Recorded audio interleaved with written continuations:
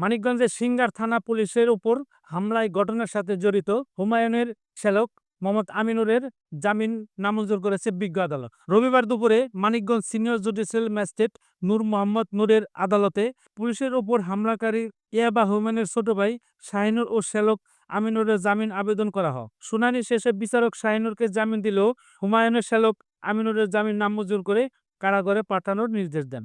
আসামিপক্ষে শুনানি করেন অ্যাডভোকেট মিজানুর রহমান। অপরদিকে রাষ্ট্র জামিনের বিরোধিতা করেন সিএসআই।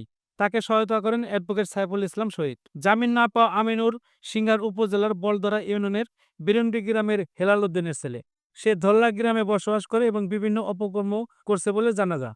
১৯ এপ্রিল বিকেল ৩টায় উপজেলার ধল্লা লক্ষ্মীপুর গ্রামের মৃত গিয়াসউদ্দিন কাদুর ছেলে হুমায়ুনকে পুলিশ গ্রেপ্তার করতে গেলে আমিনুর তার বোনের জামাইয়ের হুমায়ুনের পরিবারের লোকজনদের সাথে পুলিশের ওপর হামলা করে।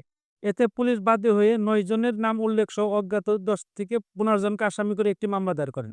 এই মামলার এর আগে পুলিশ হুমায়ুনের ভাই আক্তার হোসেন ও ভাবি ইয়াসমিন আক্তার আক্তার চায়না সহ ৪ জনকে গ্রেপ্তার করে।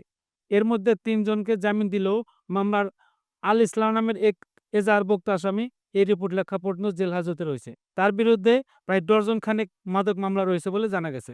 প্রসঙ্গগত, সংবাদ প্রকাশের জের ধরে গত ১৫ এপ্রিল সকাল ৯:৩০টার দিকে ধল্লা বাজারে পল্লী উন্নয়ন সংস্থার অফিসে সামনে সিঙ্গার প্রেস ক্লাবের প্রতিষ্ঠাতা সাবেক সাধারণ সম্পাদক, দৈনিক বড়ই কাগজ প্রতিনিধি ও দৈনিক ফুলকির স্টাফ রিপোর্টার মাসুম বাসার উপর এলাকার মাদক ব্যবসায়ী ইয়াবা সালাম ও ইয়াবা হুমায়ুন সহ তাদের অন্যান্য সহযোগী আনোয়ার, জিসান সহ ৮ থেকে ৯ জন হামলা করে।